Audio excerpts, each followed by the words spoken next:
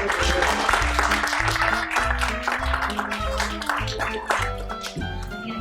got a small Sasquatch, so he's heavier than he looks. You guys, before, I wanted to just let you guys know that the young man who was kind of adjusting Mr. Link is sitting right there. He was like our youngest Ben Mignola, and he's such a young and talented animator. I think he was our youngest working animator ever. He's like a prodigy, and he is here from San Francisco. He's one of yours.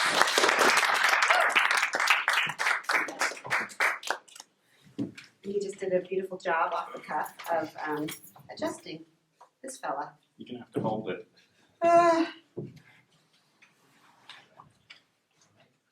So, welcome. Hi.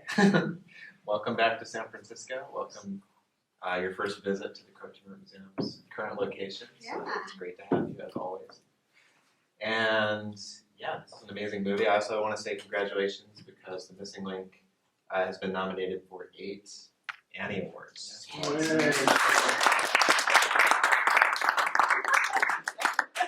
Including Best Feature and Best Director. And it's it's really an amazing piece of work. So just to get the first question out of the way, how long did this take from that first idea to when we actually get to see it? Well, we always have varying degrees of answers in length, because Chris will say, Chris had been working on the idea for a story. I'll pretend like he's not here. For a really long time. And then, I think if we wanted to kind of come to a number, it'd be about 5 years from when you're working on the script and you're developing it, and then depending, your shoot could be anywhere from 18 months to 24 months or much longer than that. And then, usually in pre-production you're about a year, and then you have about 4 months for post. But so in short, a really, really long time. Yeah. And that was without the writing, which comes before that 5 years. And is that typical for a Leica production, that 5-year gestation? 4.5, 5. It is. Yeah.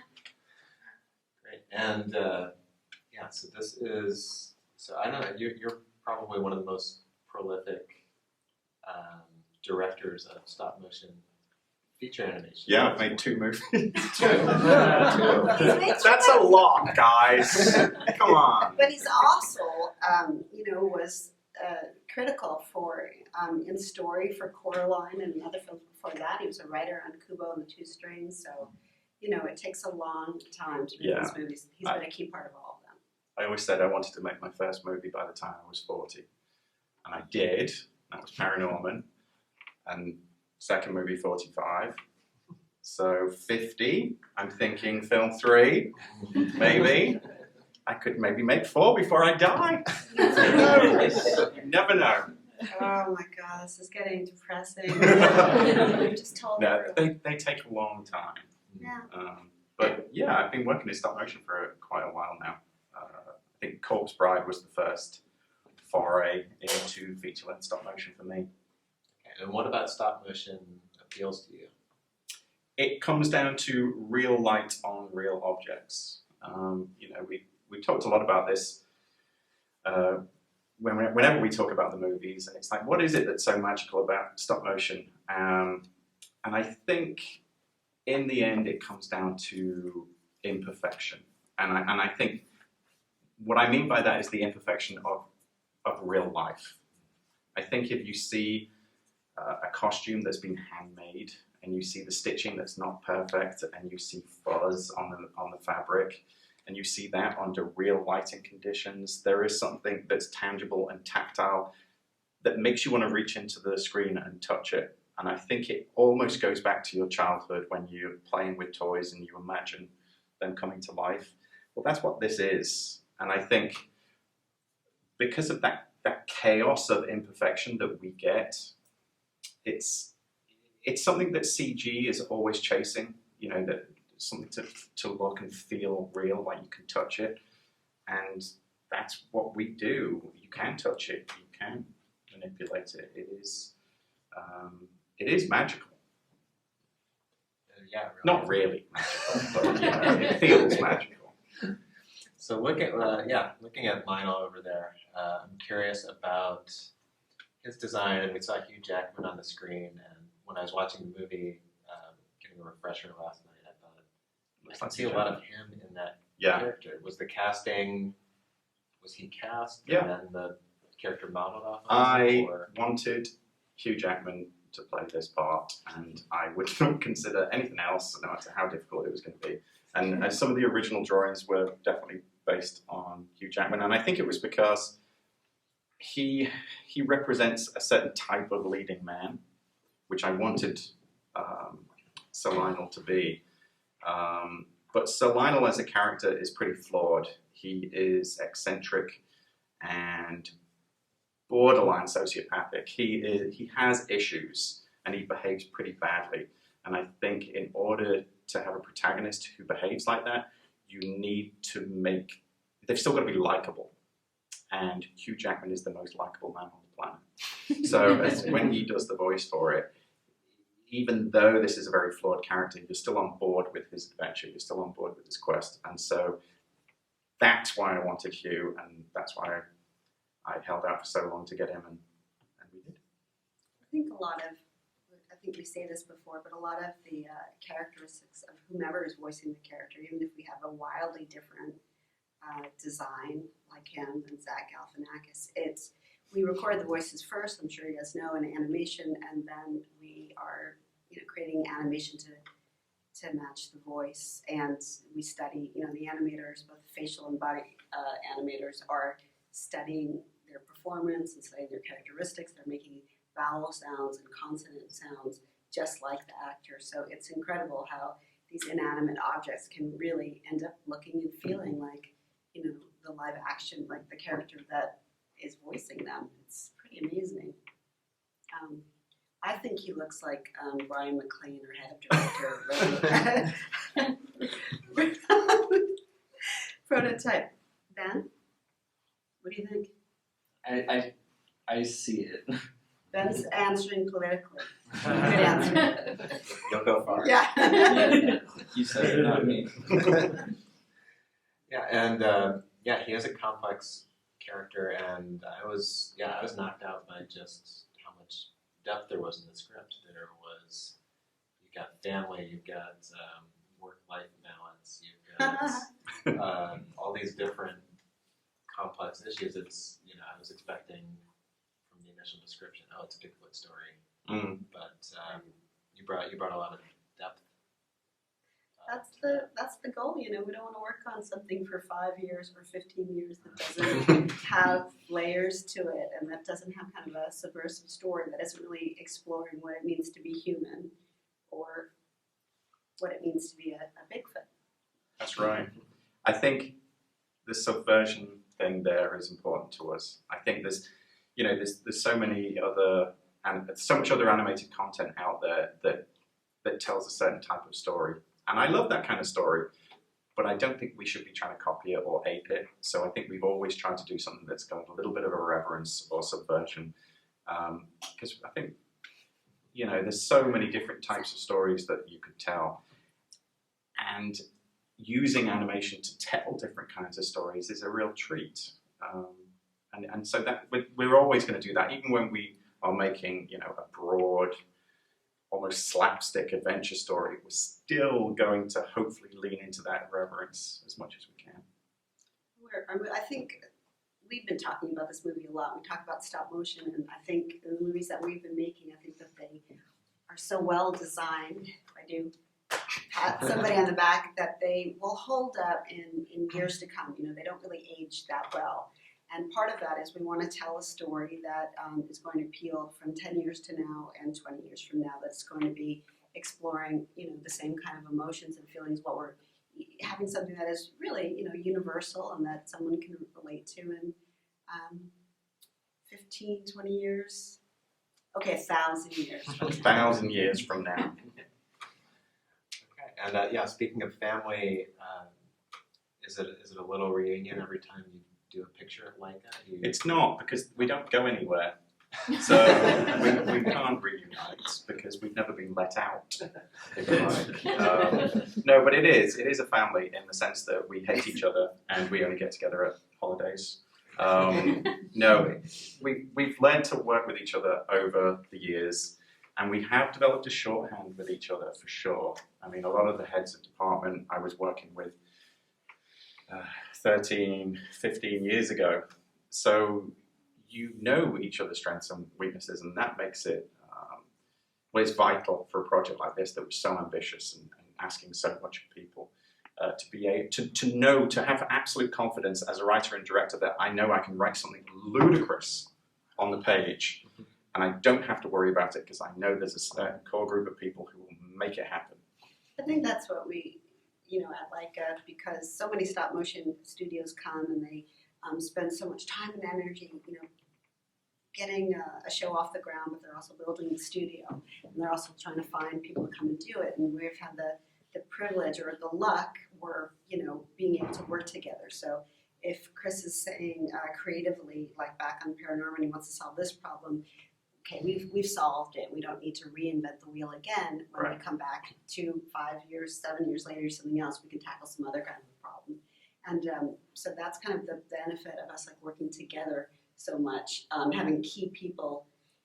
We then are getting them the tools that they need to do their jobs and to come up with innovative solutions for whatever kind of crazy problem we are trying to solve. I mean, this whole movie is an action adventure, and it's just told on these literally tabletops like this, and the puppets are tied down. And within that basic concept, there's a lot that you need to figure out, and a lot of tricks of the trade you need to figure out. And it's cool when you're able to kind of keep tackling the next problem. And that's essentially what we do every time. We couldn't have made Missing Link 10 years ago, especially some of the stuff that we did on Kubo. We knew that we'd be able to, a lot of the water effects, for example, a lot of this movie takes place on water, and the work that they did on Kubo for water effects convinced us that it was going to be possible on this. So you're always taking what lessons you've learned and building on. I've stuck Andrew with holding. I've learned that. Do you want me to have it? Maybe not. No. I got it. You got him? I've got a 5-year-old at home. Okay. Is that how you hold your 5-year-old? Yeah.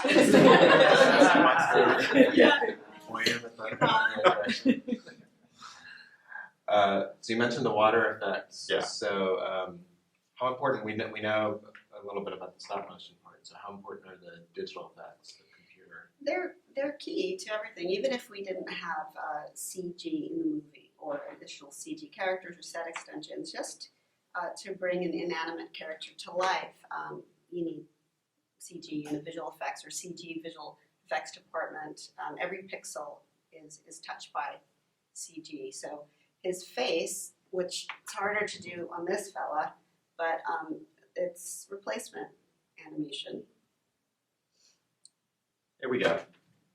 I don't want to take him out because then I got to get him back under the hair, right, Ben? Thank you.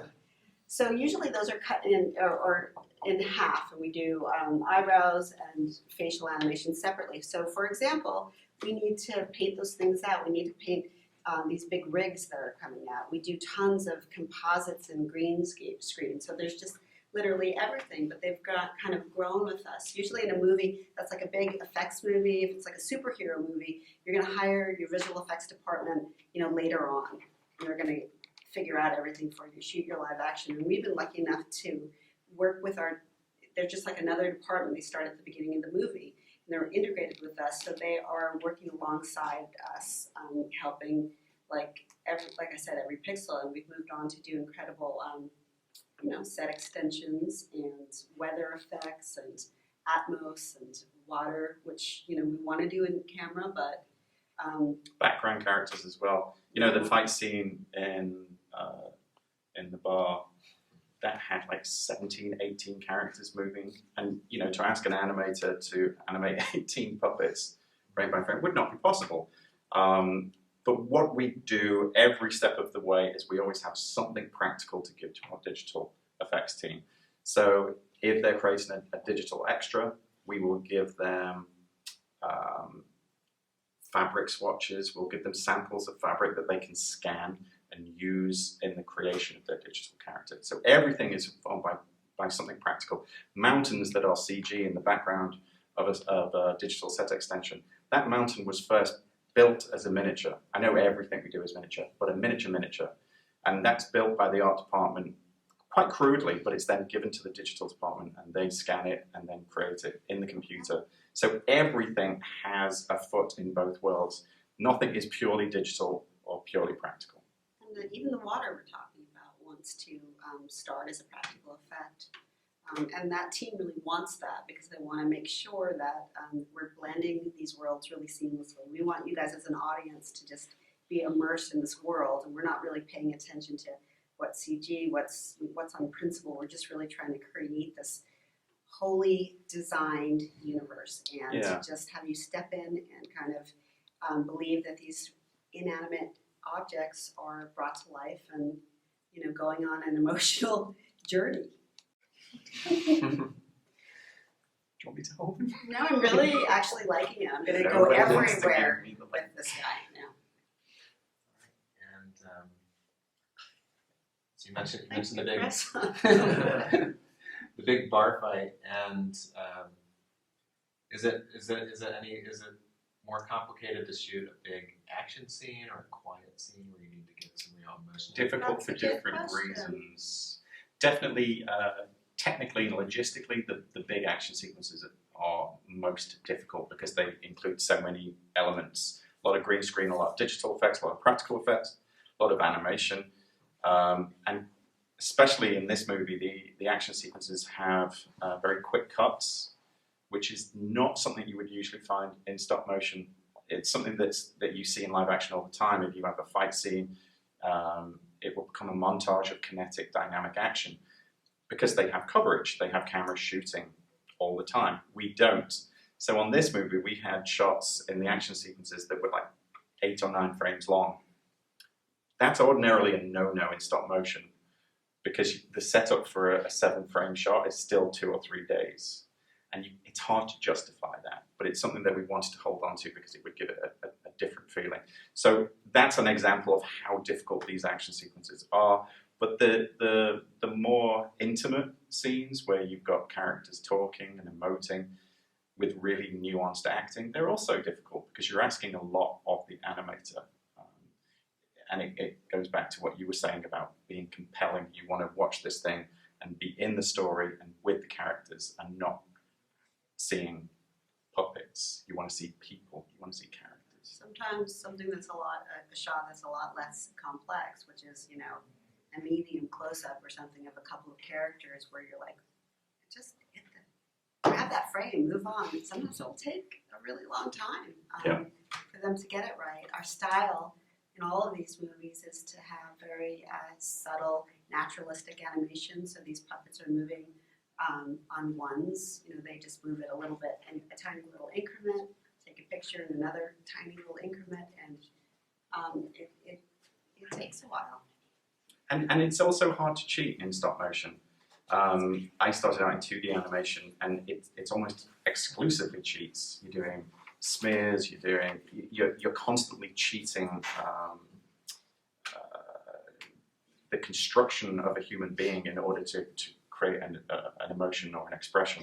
You can't do that. This is a solid physical thing. You can't fiddle around with it mid-frame to change its construction. This is an object that exists in real life. And so you're asking a lot more. Are you okay? I'm okay. You're asking a lot more from the animators. And it's also, it's all, in some ways it's like performance art. Because once the animator is committed, they're doing a frame after a frame, and that is a performance. That's a one-off thing. And it's what we do is we block, rehearse, and animate. Sometimes we don't even. Sometimes we bloot. Bloot. What's a bloot, Chris? It's a cross between blocking and shooting, where we block. He starts here, then he goes here, then he goes here, and then they shoot. But quite often we'll do a rehearsal, which is when the animator is figuring out all the action.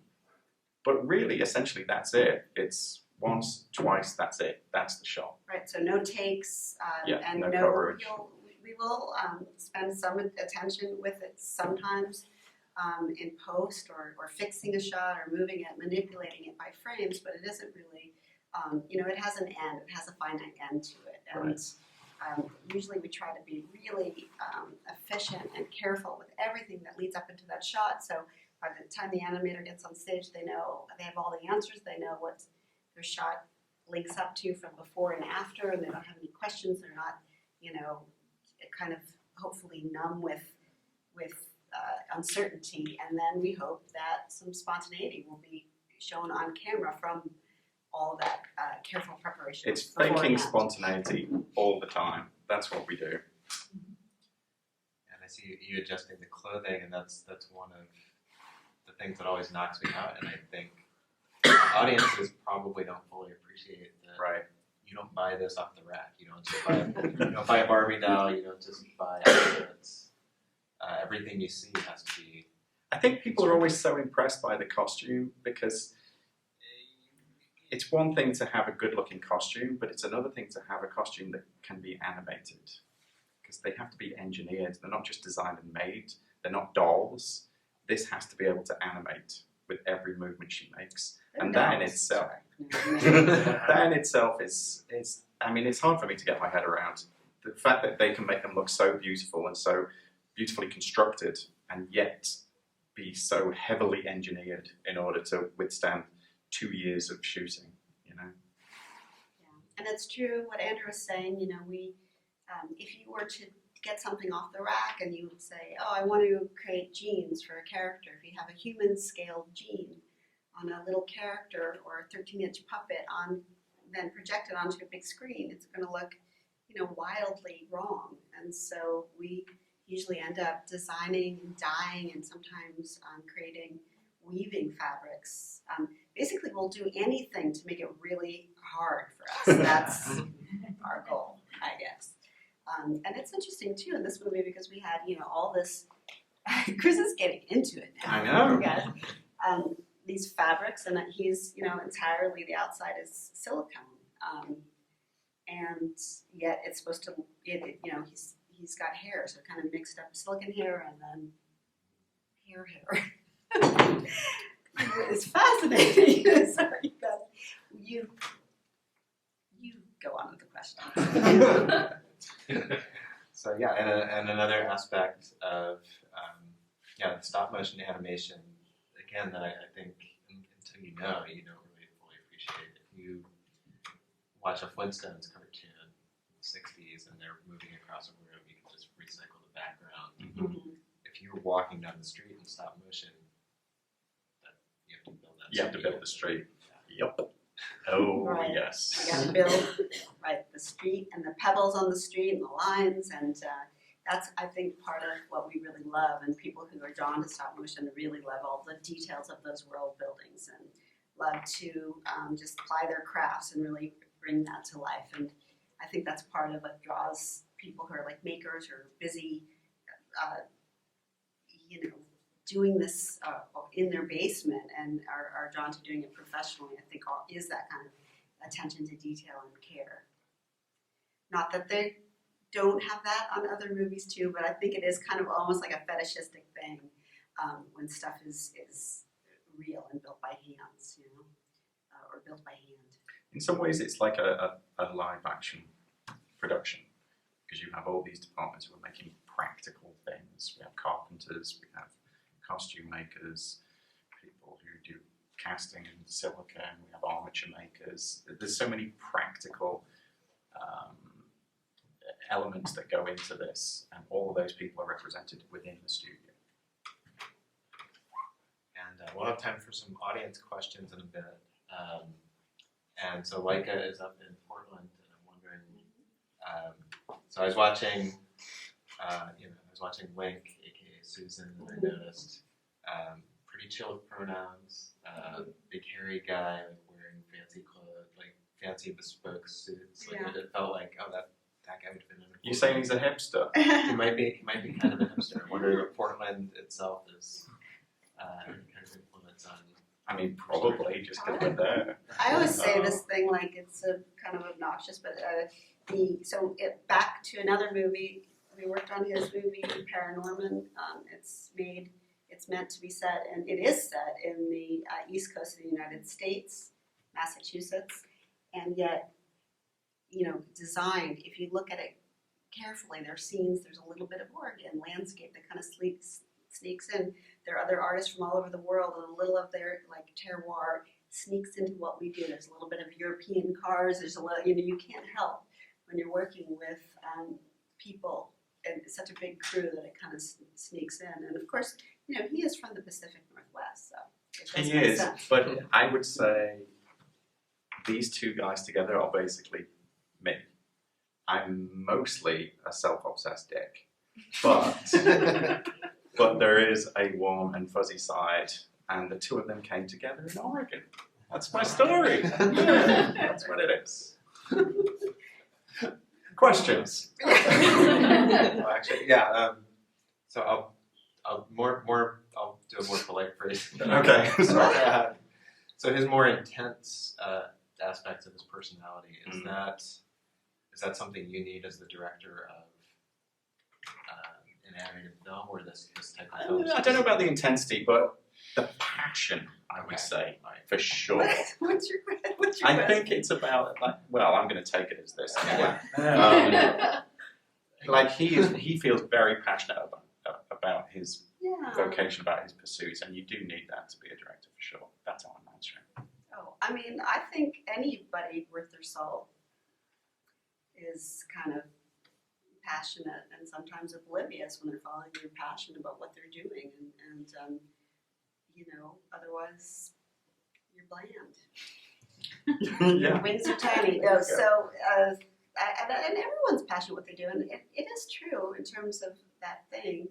You're corralling a lot of people over a number of years, and there's lots of ways to do that, but you can't take your foot off the brake in terms of doing that, or your movie's going to wander and it's going to look watered down. And it's going to look like it was made by a democracy of 100 people, but not in the best possible way, in the worst possible way. So I think you do need that passion, that focus, that single-mindedness, and sometimes that you end up that's what it's like, and people need it. And if it was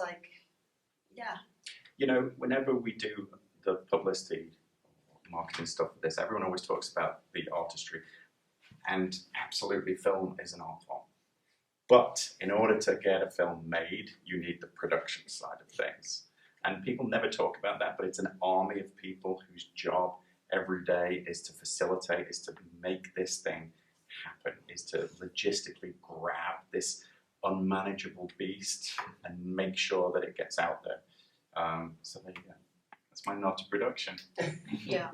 You're welcome. The best way of doing it is by being really nice all the time. I don't know what nice is. I mean, it's like being fair, but it is kind of that thing about being focused and making sure that if you're wanting a very specific visual vocabulary for your movie, you cannot veer from that, because you'll have a team of people making 100 models, and then that scene in the movie is going to look wildly different from another scene in the movie. That, as for the audience, it's going to take you out of that. Mm-hmm. So people always ask us or make this assumption that, oh, you work in stop motion, so you're really patient.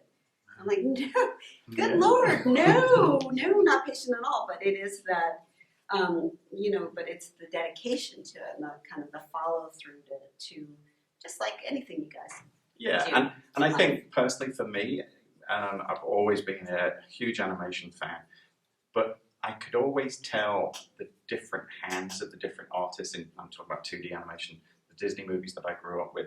I could tell when it was my favorite animator animating something and when it wasn't. And there was something about that. It's like, we have these puppets, so in theory, we can sidestep that. You can still tell who's done what. But what stop motion allows us to do is to have everything on model all the time, which is great.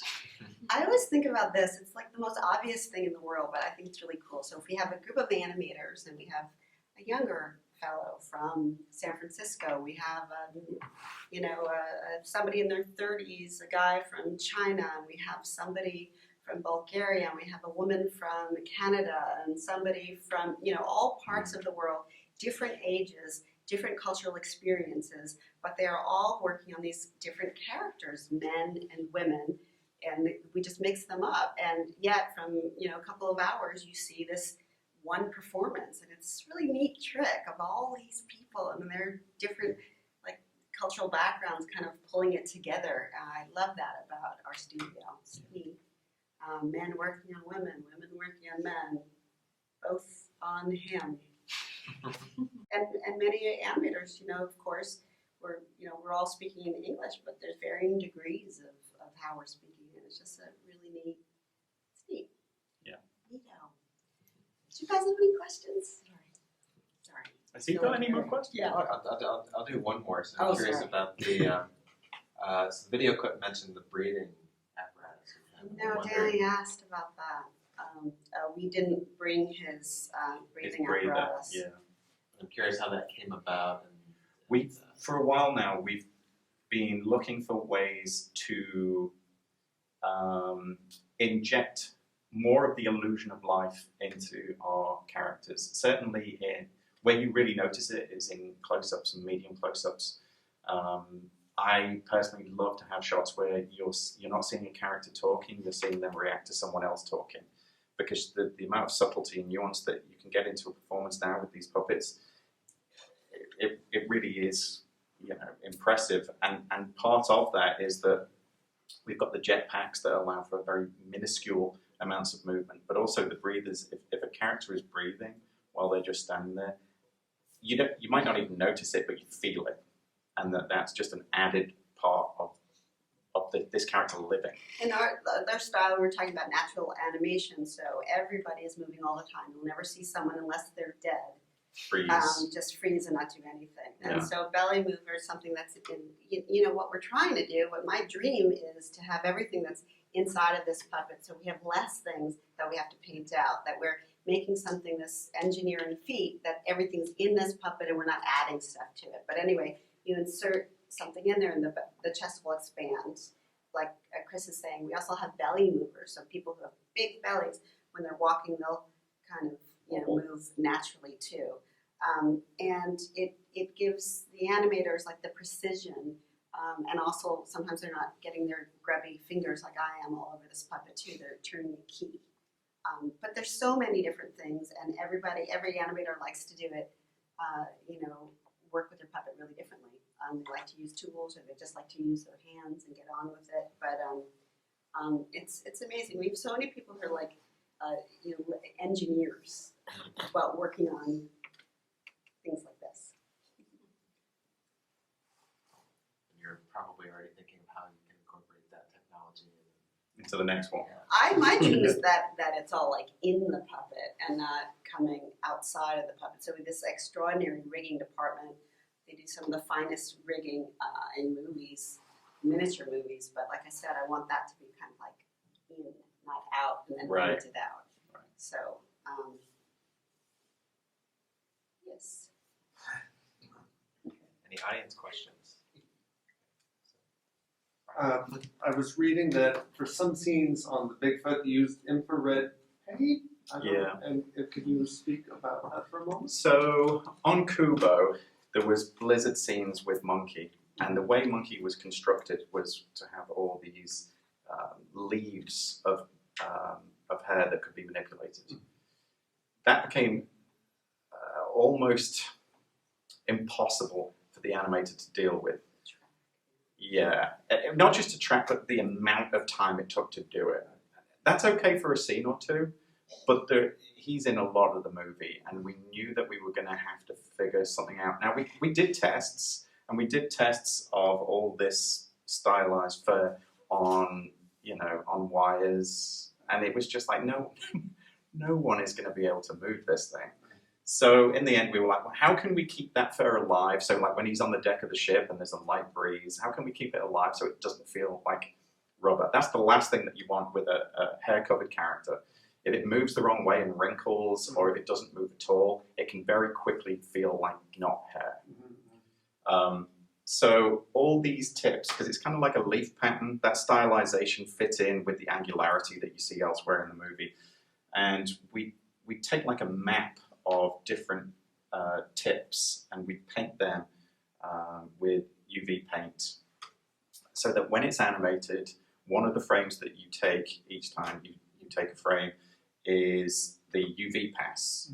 So what you end up with is like a pattern of hair tips. That goes to the digital effects department and they subtly manipulate it so it gives it a little bit of a rhythm, if you like. It's not much because if they push it too far, it breaks, you know.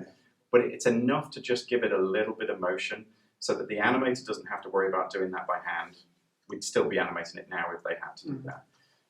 But it keeps it alive. And sometimes too, like if we want to do everything practically, and I think the animators do too, but sometimes if it's going to become more laborious for the visual effects department to paint it out anyway, then they may as well orchestrate it from the beginning. And sometimes that's how we'll like end up with a decision that is made in terms of that kind of laborious work. And he's pretty hairy, so there's a lot going on, you know. Yeah. Hi. Other others? So, movie number 6, how's that coming along, and what kind of technical challenges do you see for that? I'm not Gonna telling drive you. crazy? No, movie number 6 is coming along. It's coming along, but it is just, you know. Very early days. Very, very We early. have done, I will say that there's been so many advancements without talking about it specifically, but especially in the puppet department. There's some pretty incredible innovations happening right now. If you're into that kind of thing. Obviously. We can't really talk much about it, Yeah. but that, like I said earlier, it's like the things that we learned on this movie that have enabled those departments to just go about the challenges in such a different way. This guy alone, you know, I've said before, he's the most difficult puppet we've ever made because of the challenge of all this hair. It took them so long to figure it out that he was actually late to shoot. And, you know, he's one of the main characters of the movie. He is the main character. Yeah, and he's a year late to the set, You know- essentially. So that causes a lot of problems. We figured it out because we had to. And you figure out ways to get around that as well. We shot a lot of green screen in order to keep him out of the shot, stuff like that. But the engineering work that went into making this work has absolutely influenced every step of the puppet development on film set. It's annoying because the elders of the elder Yeti in Shangri-La has this long flowing hair, and that was, you know, I don't know, that's a real challenge for us in our world to do. And then of course I see they're starting to have a lot more time for R&D in Film 6, and I see that they just like knocked it out of the park. They came up with this thing that would have been absolutely perfect for a movie. We're not but jealous. too late, too little, too late. Yeah. I told that story recently with the head of the puppet department nearby about it being late and how he had to shoot, and I didn't realize that he was just Was he upset? so upset. Oh. So But he's not keep here tonight, that- so yeah, it was a year When late. you bump into him, especially you, Ben, don't tell him that story. Good to know. All right. And so yeah, that reminds me. 3D printing is something that the technology is Yes. evolving and changing Yeah. constantly. So how has that changed since you started? Well, on this, I mean, you can almost see, you can very clearly see the evolution from movie to movie. Coraline was the first use of 3D printers. They were black and white. Paranormal was the first use of color 3D printers. The innovation on this movie was the material that we use. We used to use powder printers, and that was beneficial. But what we used on this movie allowed a degree of angularity and cleanness, because it's resin, to the proportions that we were able to do design motifs that we could never do before. The point on Lionel's nose and on his beard if that was a powder printer, that would break off like 1 in every 3 faces would be unusable because of the angularity of it. But we were able to do that. So the advent of these new, results in these pointy noses, which was, luckily for us, the absolute aesthetic of this movie. We were looking to do something with Norman, to do kind of like a short film or do something from Paranorman. And when I had asked about that, I realized we can't. We're going to have to remodel him and re-explore the color on these new printers because all those printers that we used with him with that film are obsolete. So that was kind of a good news flash. It's like all technology, they just get, there's just new things happening all the time, and we're printing in different materials, and we're printing, we really go, that's our whole jam, is being on the forefront of those printers. We even had like medical companies and some big organizations come to us and asking about how we might be of help with that stuff. So maybe we can do some of that and not just get these incredibly important pointy noses into the Well, when you put it like that. Yeah. But I mean, we love it. It's something that's fun, and we think that these. We were so thrilled on Paranormal with those color printers, like that material. The light would shine through it, and it would shine through their ears. I feel convinced that from Coraline to Paranormal, there's like a warm feeling, a warmer vibe, and part of that I thought was really those color printers and the characters. Coraline had, I think, 13 freckles. And because they were black and white faces, those freckles had to be sculpted as little bumps onto the faces because someone had to paint them, and you had to register them so that they weren't just swimming over her face. Neil has like 3,000 freckles. So that, just seeing that, we didn't know that was going to work when we first put those paint effects for Neil into the 3D printer and first saw the tests of his face where all these thousands of freckles are perfectly registered. That was like goosebumps, And that's what we like. And the next movie, they went completely.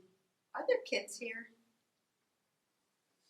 Okay, never Right, what are mind. you going to say? Nothing. But I was thinking the box trolls, they went completely asshole on those characters. I mean, a profusion of color and the experimentation because it's something that's repeatable, Right. and that it wouldn't, every time we replace it, we put on another slightly different expression that would be really painful for your eyes to be an off model. So it's just the repeatability of these. Even in this movie, which is quite graphic, there are design sensibilities that run through the whole movie. A lot of that it's dense patterning, pattern on pattern on pattern, and even with cross hatching, which a lot of Victorian drawings have. I've done through cross-hatching, so I wanted that to be part of the sensibility. So if you look closely enough, you will see cross-hatching patterns in smoke, the same pattern in the wood grain on a plank of wood that you'll see in foam on the water. You'll see those same patterns. We've even got that cross-hatching in the blush on Lionel's face. You would never see it. I can't see it because I've got bad eyesight, but it's there, and I think all of that combined creates this world that is consistent, and beautiful. So looking at Hugh Jackman again, I had another technical question. So you're the animation director, but are you also? I'm not the animation director. He's not the animation director. Sorry. He's the director. Oh, wrong. We have an animation supervisor who Okay. that's his job to kind of follow it around all. Got it. Okay. But do you do the voice direction, or is that another? Yes. Oh, yeah. So we're, in our studio, we wear a lot of different hats. So it isn't like, we're involved in every part of the movie. And usually it isn't separated off where, hey, he's just going to come in and do that. It's pretty laborious, and you're directing it in that editorial suite every single day, frame by frame. I don't know if that means anything for other things. It's not very separated. So if Chris, I wouldn't want anybody else to direct it because that's the key of the performance. So if you have somebody else doing that, I feel like, imagine if you're doing a live action movie and somebody else is directing just the voice. Never mind. That's a terrible analogy. However, our animation supervisor is going to work with the style the director wants and know the intent. And there's so many different animators and following up and doing the tricks of the trade and seeing what obstacles get in their way or how he can remove those obstacles. I spend 6 hours a day with the animation supervisor in edit, and you get to know each other pretty well. So you definitely work to each other's strengths. But the recording of the voices on this movie was good. Well, it was the same on Paranorman because I wrote it as well. When I'm sitting in the booth, like as an example, Zach Galifianakis, I wanted him to play Link because his brand of comedy has this awkwardness, this displacement to it, where he doesn't quite fit in any situation. And that seemed appropriate for this guy who'd never met people before. When he came to do the first record, he was deconstructing my lines and moving words around to make them sound more awkward and to also fit his inflection. And it was a revelation to me because I ended up rewriting the lines as he was doing them, and I went home that night and rewrote all his dialogue because his voice was now in my head. So that happens with a lot of the characters for him too. Yeah, and that's hugely beneficial to me to because the character then evolves with the actor, which is great. But was that your question? That's pretty much. It's an answer. That's my question. That's an answer. Yes. So we've got a question from our live stream on Facebook from Michael Reed, who wants to know, were you inspired by the films of the Will Vinton studios, like the California Raisins and Milford Pig Shorts? We're inspired by the history of stop motion for sure. Specific stuff like that, not so much. But I think stop motion, it's always feeding off its own history. Certainly for me, on this movie, like Ray Harryhausen was a big deal, and I wanted it to, because it had monsters in it, I wanted to do justice to the Ray Harryhausen monster history. So I think you're always thinking of what came before, for sure, right? Yes. Yes. He has a big hit. So Will Vinton has a history in Portland, and that history came before I came there. But I think, I hear stories that Michael Jackson and Paul McCartney had really loved the California Raisins, and I think that whole campaign and his work there really struck a nerve and inspired people. And that's not like the world that I came from, but I think there's something special about those things. Yeah, there's definitely a lot of stop motion films or series from the past. They stick around. Rudolph the Red-Nosed Exactly. Reindeer. People remember these things. Rankin Bass, Gumby. Yeah. Yeah. That one that everyone forgets. Gumby. Yeah. Gumby. How can you forget that? Yeah, they stick around. They stick in your minds, and I think you're always trying to live up to people's expectations of what stop motion is. Younger people might have to look up California Raisins, but it was the biggest thing in the world. So Right. just It trust me. was. It was. It was a different time.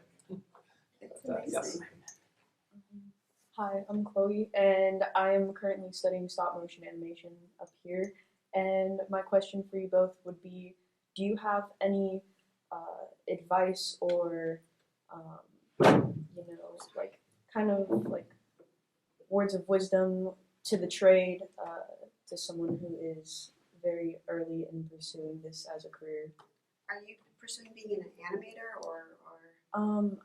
I'm looking into puppet fabrication right now. Oh, okay. Yeah. Oh, well, I think you should talk to Ben and see if he enjoyed his experience as an intern with us.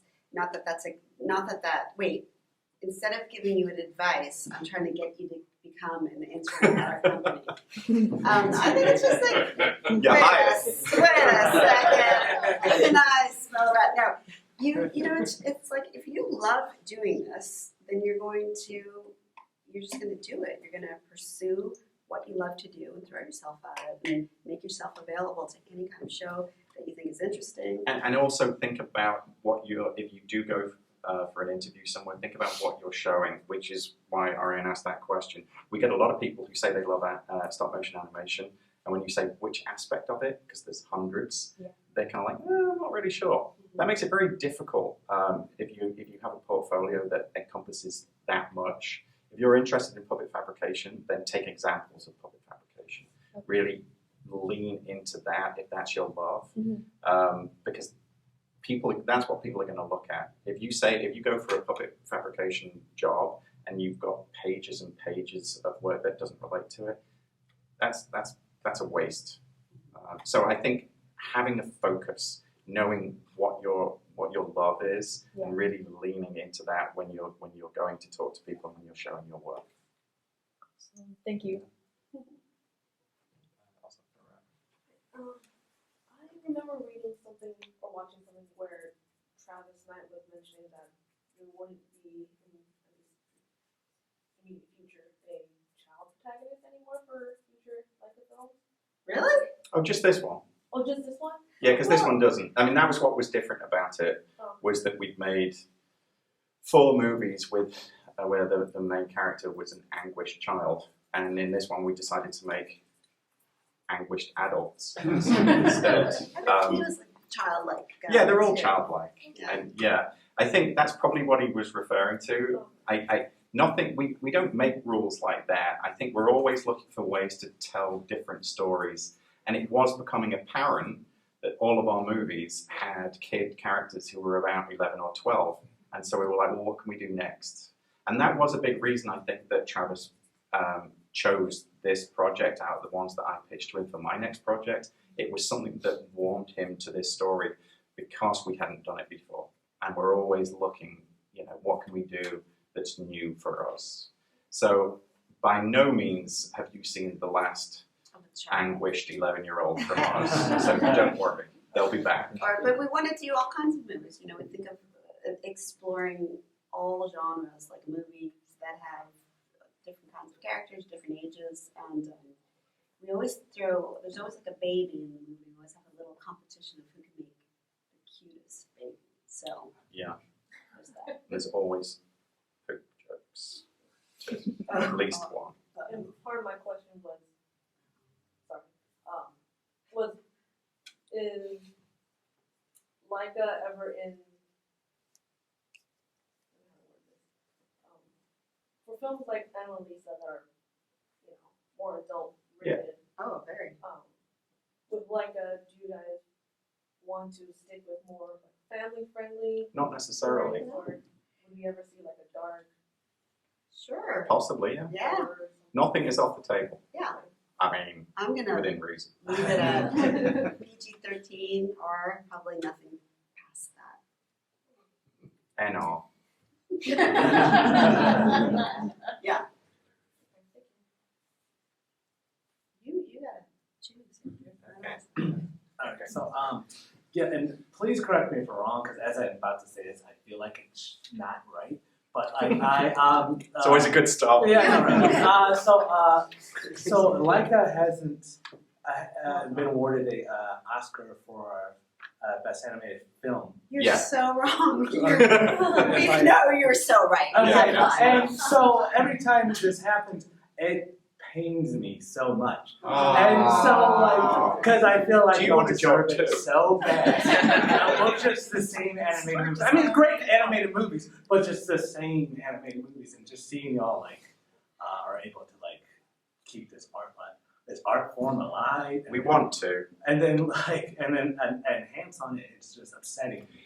And does that upset you, or are you just like, I don't even care? I'm angry. just gonna Right now, I am mad. Okay, good. I am mad. I'm mad that you asked that question. I'm mad that I have to answer it live streaming. I feel very lucky, that we've been nominated. We feel really, really lucky about that. And it's funny because in animation, I think the rule, I don't know, it's very interesting because you see year after year the kinds of movies that win the Academy Award for, live action movie that are different. It's a different set of rules or different expectations from voters for animation. But I would say we're happy that we still exist and we're able to do, personal stories. And the truth is that we love animation.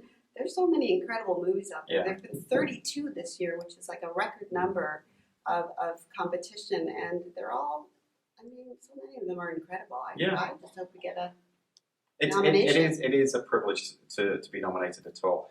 I will say that I've done a lot of these kinds of things, and I was doing one recently, and there were people from How to Train Your Dragon, Frozen 2, Klaus, the Hand one, and it's interesting because all of these creatives were saying the same thing about what they want from the industry, and that is they want diversity. They want to be able to see and make different kinds of stories.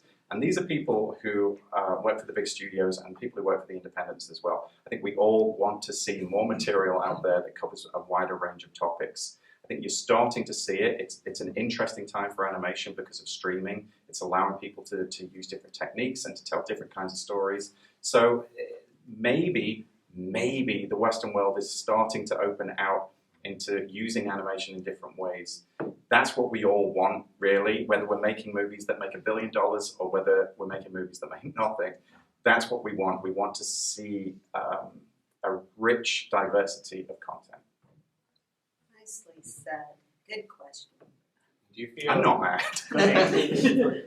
Do you feel? Just curious. Do you feel that people who work in 2D animation or computer animation, do they have a real sense of what they're seeing on the screen when they're watching a stop motion movie? I think so. I have no idea. You know what? It's hard. I think so. I mean, most people who are really into animation, they do their research. They enjoy seeing how these things are made. I send, we'll send, if you have a movie out and there's people, journalists, and they're reviewing them, they get a press kit so they know, they've been told exactly how it's made. And I think with animation, the kind of stuff that we're doing, they make a lot of assumptions because how would you know? I mean, what we're doing is so anti-intuitive, it's so unusual, and how we work together, I don't know how they would know. Really, it's kind of crazy what we're doing.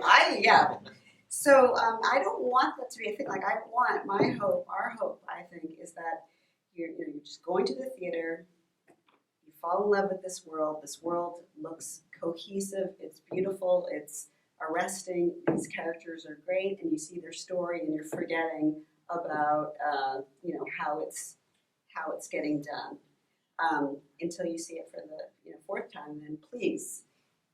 Slow it down, frame by frame. But I think people make a lot of assumptions, and it's interesting. I try to guess stuff now, and I don't get it right. I think probably everyone here is into animation, so you probably understand the process more. Doing the like award season stuff is always very different from doing the movie release stuff, because when the movie first releases, you get used to explaining what animation is. 80 times a day. And I think what's nice about award season is that it's generally being noticed and acknowledged and appreciated by your peers, and that always feels good. Yeah, I'm very curious about the face animation process. Do the characters have tongues inside their mouths? Yes. So I'm glad you asked, because the tongues are printed too, unless it's a trick shot, and strangely enough, we have in I think all of our movies we have some kind of weird tongue thing. And we first encountered this on Paranorman when the corpse of Mr. Prendergast drops onto the anguished 11-year-old and licks him. And we created that tongue separately as a special silicon animatable tongue that was modeled on a cow's tongue. But generally, when a character's talking, the tongue is printed within, I don't know whether you can see, a little hole at the bottom there. And that peeks into what we call the mouth bag. So when a character is talking, that orifice that you see is known as the mouth bag. I hate it. I hate that that's what it's been called. But that's what I live with. And in the mouth bag, you will have the tongue that will move. I mean, you'll see it moving. And that has to be created in Maya along with the rest of the facial performance. And it's painted differently. So, yes. You have to keep a close eye on that time because they'll get it out of style. They'll go so fetishistic on the tongue that it'll become We've had that problem grotesque. before. So Yeah. really gotta watch these. They Tongue modelled fetishes. Mr. P's. It's true. They modelled Mr. P's tongue on a cow tongue, but they did it too much. It wasn't nice to look at. And actually, if you have trick shots where the tongue is part of the performance for whatever reason, we might add some glaze to it to give it a little bit of wetness, stuff like that. These You know, are that's the things first we carry. time I've had the chance to talk about tongues and mouth bags. Not bad. Thank you. Mouth bag is my new favorite insult. Talk a little bit about how you, with all the puppets and everything like that, can you talk a little bit about how you archive all these films and specifically what you preserve from the sets and things? How does that, I gotta figure your warehouse keeps getting bigger and bigger. We've got like an arc. I mean, it's crazy. We don't throw things away. I mean, we will destroy anything on a set that is not, we can't use it again, even though we don't plan to use it again. We will save, we will preserve. We'd love to exhibit these things and share them at museums and other places around the world. All of our puppets, we preserve, we keep them up. We have like a team of people in a puppet hospital who just work on our older characters, and they become, as we were talking about earlier, different faces using different printers. They have to we have to have people who know how to work on the body of these old armatures, which become really different. So we try to keep them intact. If we have molds of silicone that are just going to degrade, I try to insist that we save them until we can no longer, and then we destroy them. But we have we waste a lot of that is to say we save them in a somewhat organized fashion in different warehouses. And if you ever came to the studio, you would see like bakeries full of trays that have mouths from every character, and they're organized. Organized. There is a lot. I think in the early days we used to throw a lot of stuff away, just because we didn't have the space back then. But now it's mostly archived. But like Arianne said, we've always had such success when we take stuff on the road, when we get the opportunity to show this stuff to people. They love it. We've done the Comic-Con pop-up a few years in a row. We had the Portland Art Museum. Landmark Theater this year. We had a Right, retrospective of their movies, and people really love it. They love it to see. It is kind of magical to see real lights on these characters, and when they're in situ, and all of the artistry that goes into making it. So we try to hang on to stuff. We try to keep it in good condition. When I used to work on like one-off movies, the studios usually would destroy them and give gifts of each one out. But we're trying to hang on to it. Maybe there'll be a Leicaland sometime. So everybody's eyes lit up. Yeah. Really? Get ready for it. Yeah. 2087. Do we have time for one more, or are we? I think we can do just one more question. Anybody have a good show-stopping? Oh, way to give them pressure. Careful. Doesn't have to be too show-stopping. Average question. Yes, fine. Now all this pressure. I guess I kind of two questions, but I work here, so maybe I'll get away with it. So the first question is, when you're writing, how much do you think about the technical challenges and logistics in terms of what you allow yourself to write? That's a good one. I don't. And that's a lie. I do. It does pop into my head because I've done it long enough now to understand that what I'm writing is almost impossible. But I still do it anyway. And I think I've always been encouraged by Leica not to self-edit too early in the process. I mean, that's what the process is for. You try to figure out how to realize something, and if it can't be realized, then you go back and rethink it. But I've not had that experience. The experience that I've had is I write what I want to see. I write what the movie that I want to see, and people will figure out how to do it. Yeah, we don't want him. I definitely, honestly speaking, I joke around about that because it seems like, good Lord, you're clearly not, editing yourself. But you don't want somebody to self-censor. We have all these people around there, like geniuses. They love what they do. They want to bring his vision to life, and they want, and they don't want to say no. We don't want to. We want to figure out how to do it, and sometimes it'll become better than what he thought. Sometimes it'll spur him to come up with a different idea. And I do think in the back of your mind, you're envisioning it come to life in a way. It doesn't, hopefully not stopping him from stuff, but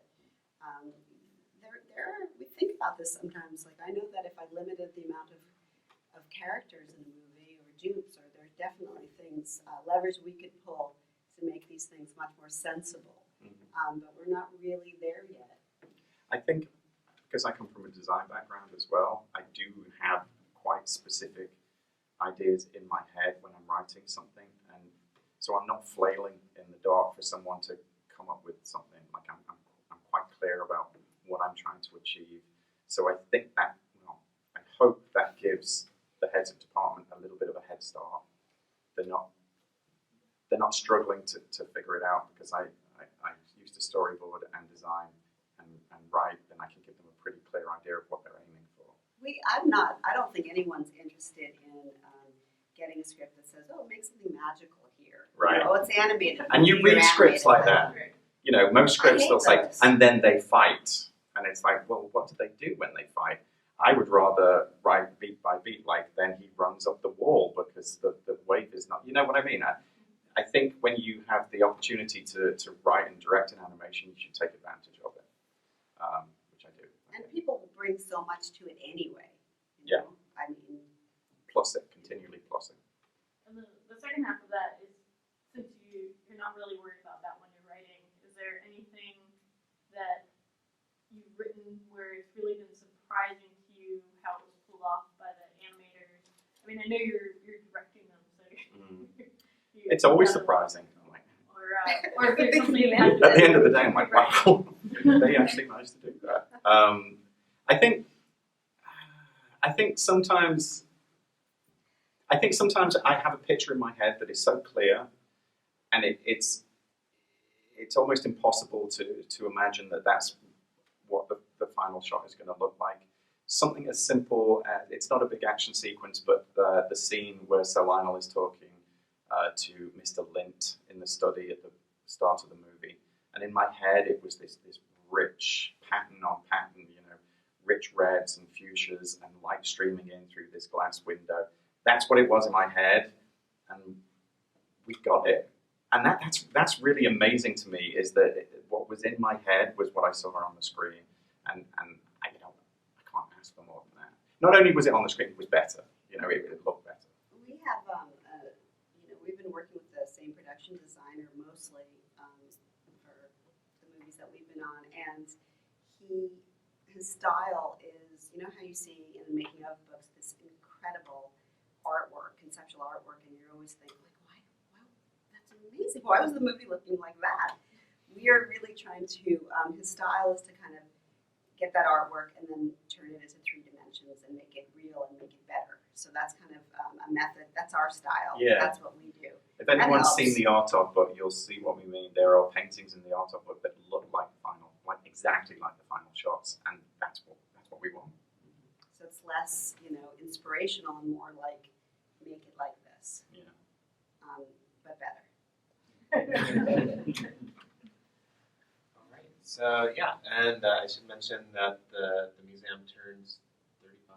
In a couple weeks here. All right. Great way to wrap up our 34th anniversary Wow. as we look at the future. And I want to thank you for coming back. Thanks for having us. And Thanks for coming. thanks everybody.